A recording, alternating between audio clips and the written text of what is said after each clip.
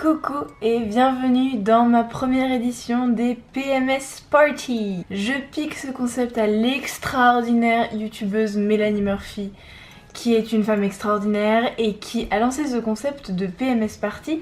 Qu'est-ce que ça veut dire que PMS? Ça veut dire Premenstrual Syndrome, en français c'est SPM, syndrome prémenstruel. Qu'est-ce que c'est qu'une PMS Party?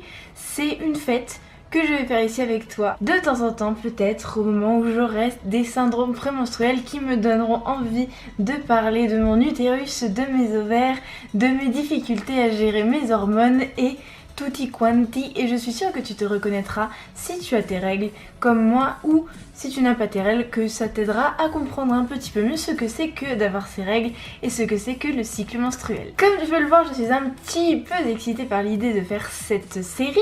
Et pourquoi je suis excitée à l'idée de faire cette série? C'est parce que tu sais bien que je trouve ça fondamental d'évoquer ce sujet, de le considérer comme normal et pouvant être discuté, et n'avoir aucune honte de tout ce que peut provoquer le cycle menstruel chez moi et chez toutes les autres personnes qui ont des cycles menstruels et des règles. Donc je vais te parler de mes humeurs, je vais te parler des douleurs physiques, je vais te parler de ce qui change dans mon comportement, de quoi j'ai envie, de quoi j'ai pas envie, comment gérer les carences possibles, les affaiblissements, etc. Mon mood de ce mois-ci, c'est que carrément j'ai envie de faire une vidéo sur le sujet. J'ai des PMS de malade, à savoir des douleurs comme si j'avais mes règles dans le bas-ventre, des sautes d'humeur mais monumentales. C'est-à-dire que déjà de base je suis quelqu'un qui me fait vachement envahir par mes pensées, mais alors quand je suis en PMS, c'est vraiment l'hécatombe. C'est-à-dire que je vais avoir une pensée qui va me traverser l'esprit et elle va rester et elle va changer toute mon humeur. Mais genre vraiment c'est incroyable. Hier, j'allais tranquillement à une petite conférence, je sors de chez moi et là je commence, je sais pas comment, à imaginer qu'est-ce qui se passerait si ma mère mourait. Et putain, j'étais au bord des larmes, j'étais trop mal, j'ai failli avoir une crise d'angoisse dans le métro parce que je me suis laissée embarquer par cette pensée et qu'elle ne m'a pas laissée tranquille quoi. J'ai été envahie et j'ai pas pu reprendre le contrôle avant un bon bout de temps. Ça m'arrive généralement, mais quand je suis hormonalement fragile, on va dire, c'est encore pire. Accepter un peu l'instabilité émotionnelle et savoir que c'est pas forcément de notre fait et qu'il faut pas minimiser ça.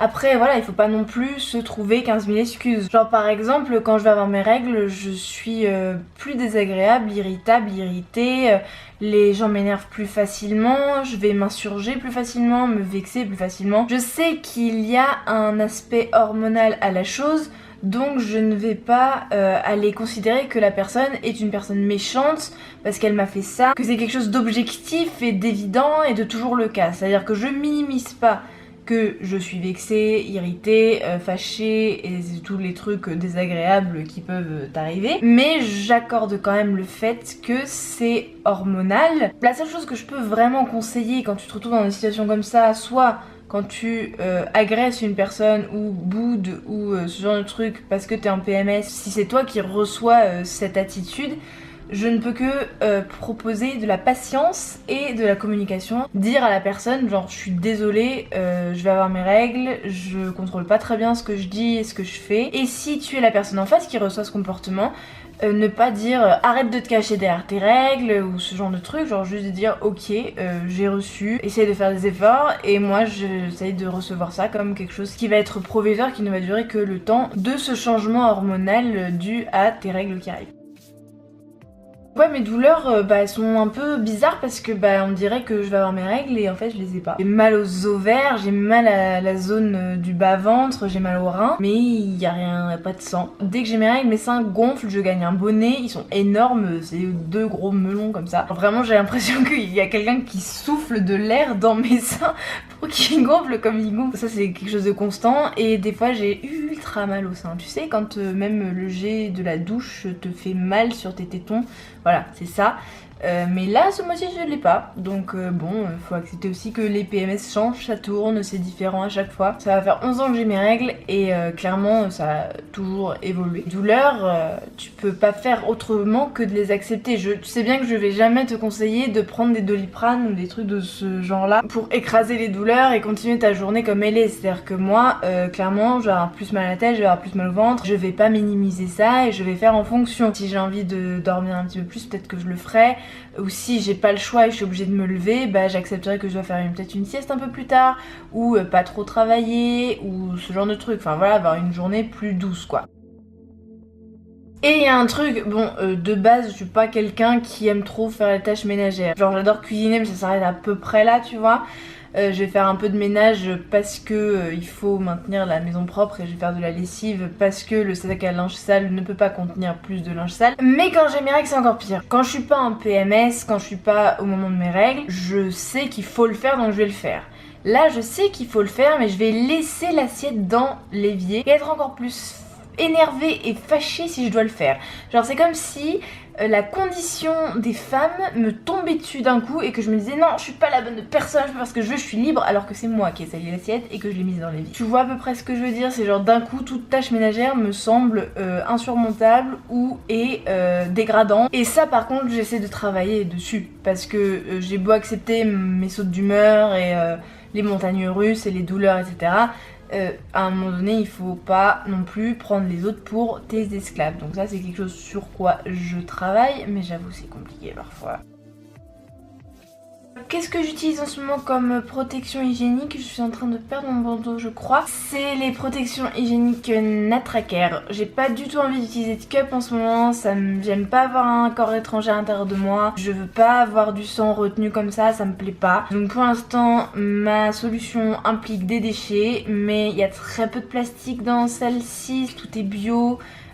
Et commerce équitable, c'est une alternative écolo un petit peu aux serviettes hygiéniques et moins risquée pour la santé vaginale et générale. Sinon, j'ai quelques conseils sur comment mieux gérer tout ça.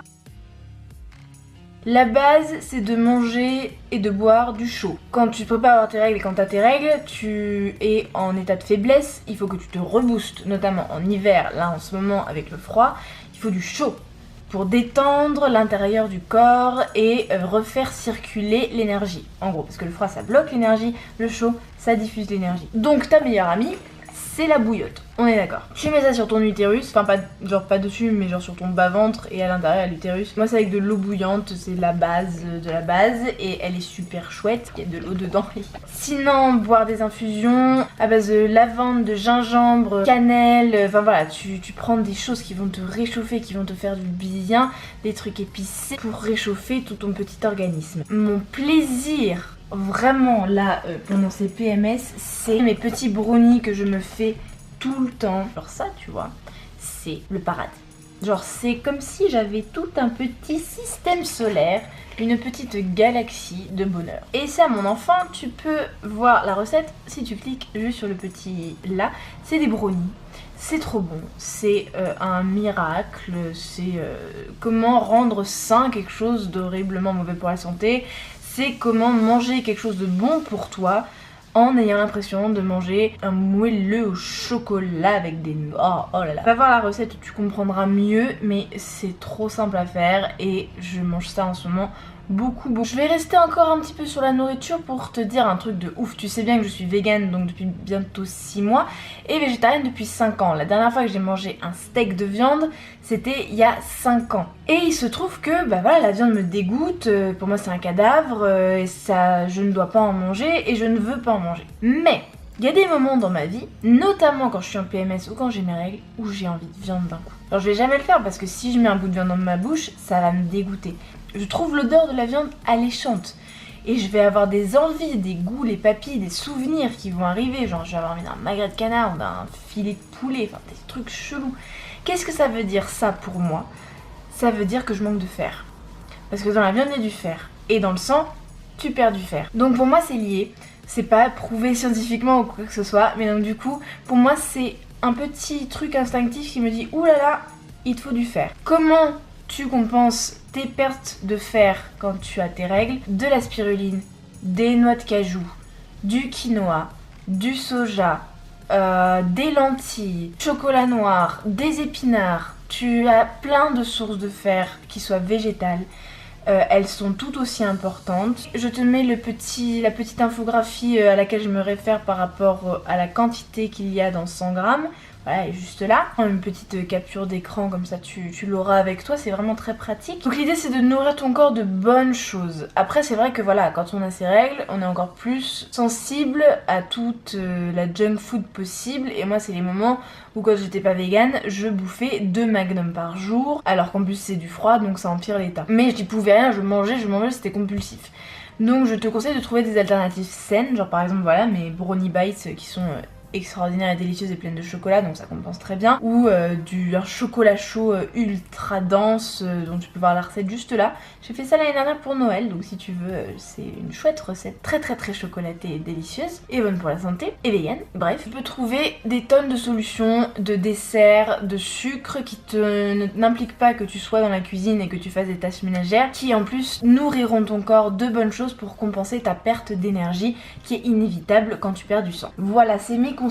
Et puis si tu es en PMS comme moi, si tu as tes règles, je t'envoie toute ma compassion et je me rappelle en même temps que c'est un état passager, que ça ne me définit pas et que ce serait encore pire si je me mettais en colère contre moi. Et j'ai perdu mon bandeau, donc je pense que ça conclut cette vidéo. Voilà, tu ne me vois jamais les cheveux détachés parce que ça m'insupporte, mais me voilà avec les cheveux détachés contre mon gré parce que tu es parti. Si cette vidéo t'a plu, n'hésite pas à mettre un pouce et tu peux t'abonner quand même en cliquant juste là si tu veux. Je fais plein de vidéos toutes les semaines, tous les mardis si tu peux me retrouver ici. J'espère te revoir bientôt. Je te fais un énorme bisou et je te dis à mardi prochain. Mouah.